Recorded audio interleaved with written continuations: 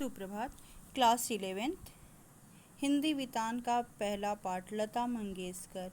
आज हम लोग लता मंगेशकर पाठ का जो है चौथा पार्ट पढ़ेंगे। तो चौथे पार्ट में लता मंगेशकर के स्वरों की निर्मलता उनकी प्रसिद्धि का दूसरा महत्वपूर्ण कारण है। नूरजहां के गायन में जहां मादकता थी, वहीं लता के गायन में कोमलता, निर्मलता और मंत्रमुग्धता थी। कहने का मतलब ये है कि आप सभी लोग जानते हैं कि लता का स्वर इतना मधुर है कि उसकी कोमलता श्रोता के मन को छू लेती है और लता के गायन की निर्मलता का अधिकाधिक लाभ भारतीय संगीतकार नहीं उठा सके हैं। नादमय उच्चारण लता के गायन की एक अन्य महत्वपूर्ण विशेषता है। यह विशेषता अपने गायन में पैदा कर लेना अत्यंत कठिन है। कहने का तात्पर्य यह है कि लता ने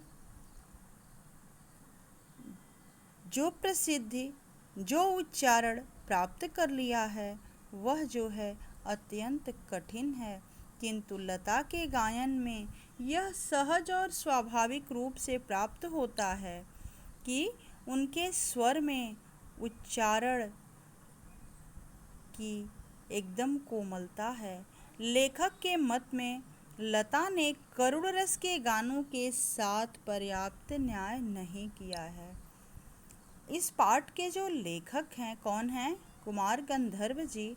उनके अनुसार लता करुण रस के गानों के साथ न्याय नहीं किया है। आप लोग जानते हैं ना कि करुण रस का स्थायी भाव जो है शोक है, जबकि श्रृंगार परक गाने उन्होंने बड़ी उत्कृष्टता से गाए हैं और श्रृंगार परक गानों के लिए ही वो एकदम प्रसिद्धि प्राप्त कर ली हैं।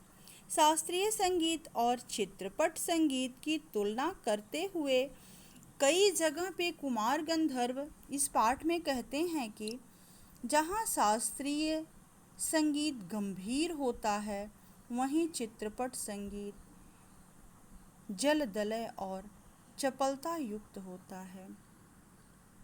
वह प्रश्न करता है कि संगीत, चाहे वह शास्त्रीय हो या चित्रपट हो, रसिक मनुष्य को आनंद प्रदान करने की सामर्थ्य उसमें जितनी हो, उसका महत्व उतना ही होना चाहिए। कहने का तात्पर्य यह है कि कोई संगीत हो या कोई संवाद हो, उसकी सार्थकता तभी सिद्ध होती है जब वह श्रोता या पाठक के मन को मुग्ध करता है, उसके हृदय में कोई न कोई रस पैदा करता है, कोई आनंद का अनुभव कराता है। और लता जी का स्वर ऐसा ही माधुर्य है कि वह श्रोता को एकदम मंत्रमुग्ध कर देता है। दोनों ही प्रकार के संगीतों का आनंदात्मक मूल्य समान ही है, अर्थात शास्त्रीय संगीत हो या चित्रपट संगीत हो, दोनों तरह के संगीत का आनंद जो है वो समान ही होता है। किसी को शास्त्रीय संगीत पसंद है तो किसी को चित्रपट संगीत पसंद है। जैसे आप किसी शॉप पे जाते हैं तो उस पे अलग अलग कलर के कपड़े रखे होते हैं। आप क्या करते हैं? आपको जो कलर पसंद आता है उसको आप लेके चले आते हैं, और जिस कलर को आप नहीं पसंद करते हैं, कोई और जाता है तो वो उसको वही कलर पसंद आता है और उसको वो भी लेके आता है। आप जिस कपड़े को, जिस कलर को लेके आते हैं, उस कलर को भी कोई नापसंद करके ही आता है। कहने का तात्पर्य यह है कि हर व्यक्ति की जो पसंद है, हर व्यक्ति की जो प्रवृत्ति है, वो अलग अलग है।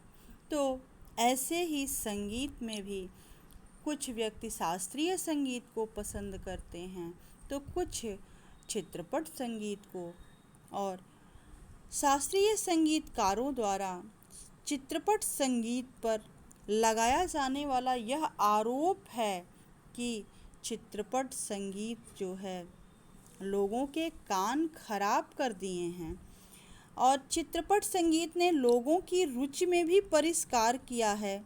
शास्त्रीय संगीत के उल्टे चित्रपट संगीत में नवनिर्माण की बहुत अधिक गुंजाइश होती है। ऐसे ही कुमार गंधर्व के विचार से चित्रपट संगीत की दुनिया के लोगों ने बड़ी उमंग और जोश के साथ उसकी इस विशेषता का लाभ उठाया है। अगला अंश हम लोग अगली क्लास में पढ़ेंगे। धन्यवाद।